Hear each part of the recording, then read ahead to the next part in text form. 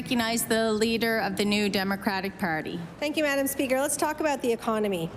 Workers in our province have our backs day in and day out. Unfortunately, their employers don't always have their backs. Look at the Autoport workers, for instance. Less than 8 hours into failed conciliation, leading to the now 21-day strike at the Autoport in Eastern Passage, the employer brought in scab labour.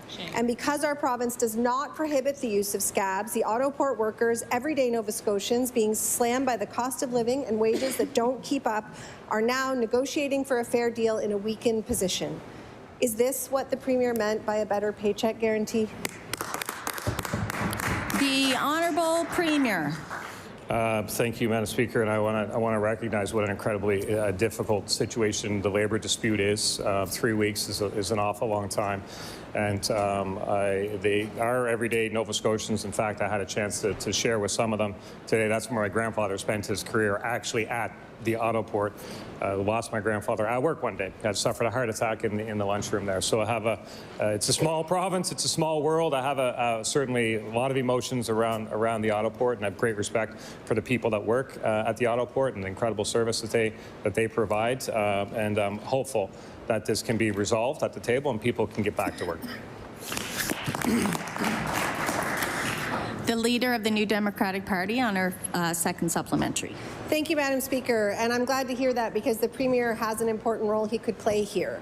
Jess, a worker at the Autoport, wrote, "Imagine reaching out to your company and asking for a fair and equal contract for all employees, a fair and equal chance at getting back to living without the fear of losing it all if there's just one unexpected bill or emergency. Imagine being told you don't deserve it. Imagine watching scab workers come in within hours of going on strike and trying to replace you and the job you've been doing for years." And I'll table that. Will the Premier use the legislative tools available to ensure that workers like Jess actually have a shot at negotiating a fair deal? I'll table it after. I recognize the Honourable Premier. Thank you, Madam Speaker. And obviously, those are difficult things to hear from somebody like Jess, who just wants to get up and go to work and provide for their family and with an honest day's work. So those are difficult things to hear for sure. I think everyone in this chamber would feel those emotions and have empathy for the situation, and we're hopeful that this can be resolved at the table and people can get back to work and get going again. That's where these situations can be resolved at the bargaining table. We believe in the collective bargaining process. I think we've shown that where we've been involved as the employer in a number of situations. Tough, difficult negotiations, but I believe in the collective bargaining process and I support that process. The Honourable Leader of the New Democratic Party on her final supplementary. It's widely recognized, including by all parties at the federal level, that the collective bargaining process is strengthened by banning scab labour. That is the role that the Premier could play here.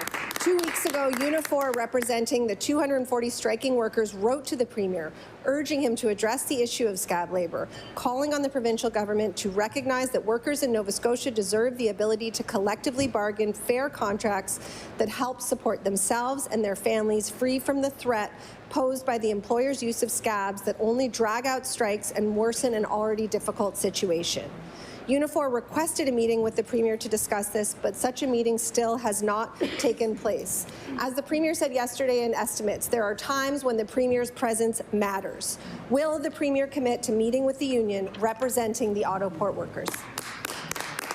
The Honourable Premier. Thank you, Madam Speaker. And I know the Minister is keeping certainly a close eye on this file, and we'll be committing to supporting the collective bargaining process and hopeful that there can be a resolution at the table. That's where these things are resolved, and we hope that that's the case in this situation as well.